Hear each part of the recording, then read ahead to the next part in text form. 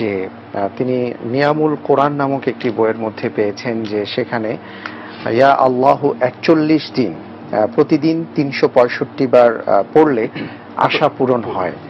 আর পাশাপাশি তার শাশুড়ি বলেছেন যে এটা একটি জালালি খতম, এটা পড়লে শরীরের ক্ষতি হতে পারে। আসলে বিষয়টা কি? হ্যাঁ, পর্যায়ক্রমে প্রথম কথা বোন, নিয়ামুল কোরআন বইটা কেউ পড়বেন না, এটা অত্যন্ত আপত্তিকর। অনেক জাদু আছে। নিয়ামুল কোরআন নামে যে বই বাজারে প্রচলিত রয়েছে, এটা আমি বলছি এই বাংলাদেশেরই খুব প্রসিদ্ধ ব্যক্তিত্ব ছিলেন ফুরফুরার পীর আবু বকর সিদ্দিকী।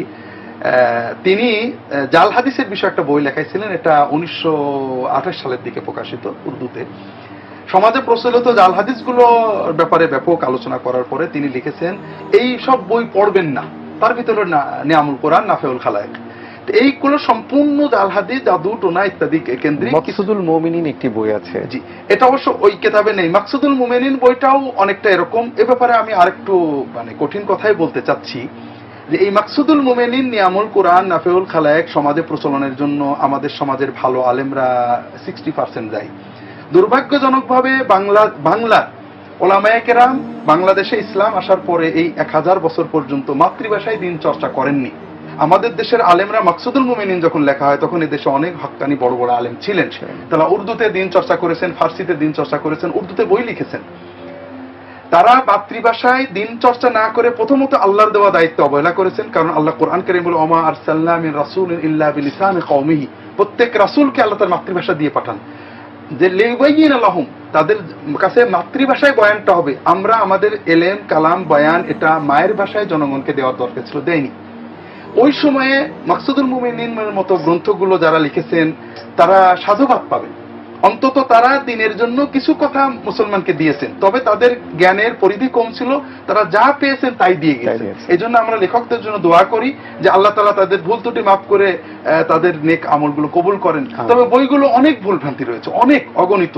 এই জন্য বিশেষ করে নিয়ামুল কোরআন, মাকসুদুল মুমিনিন, নাফেউল খালায়েক এই জাতীয় বইগুলো আমাদের পড়ার যুগ শেষ হয়ে গেছে। বাংলাদেশের স্বাধীনতার পরে আলহামদুলিল্লাহ মাতৃভাষায় ব্যাপক দিনের বই লেখা হয়েছে। ইসলামিক ফাউন্ডেশনের মতো একটা প্রতিষ্ঠান থেকে যে পরিমাণে গবেষণা বই ইসলামী রচিত হয়েছে, এটা বিশ্বে আর কোনো একক সরকারি প্রতিষ্ঠান আছে আমার জানা নেই।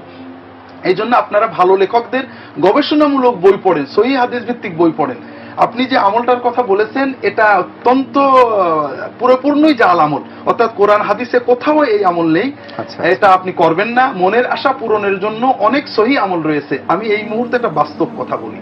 আমার কাছে এই টেলিভিশনের মাধ্যমে এক ভাই আসছেন, আমাকে দেখে আপনার কাছে ঠিকানা নিছিল, এখানে এসে দেখা করছিলেন, মনে আছে আপনার। উনি আমাকে বললেন যে আমাদের ঢাকায় তার সম্পত্তি আছে, সম্পত্তিটা একজন নিছিল ডেভেলপমেন্টের জন্য, দলিলও দিচ্ছে না, সম্পত্তিও দিচ্ছে না, খুব বিপদে আছে, কেস কারবার করে।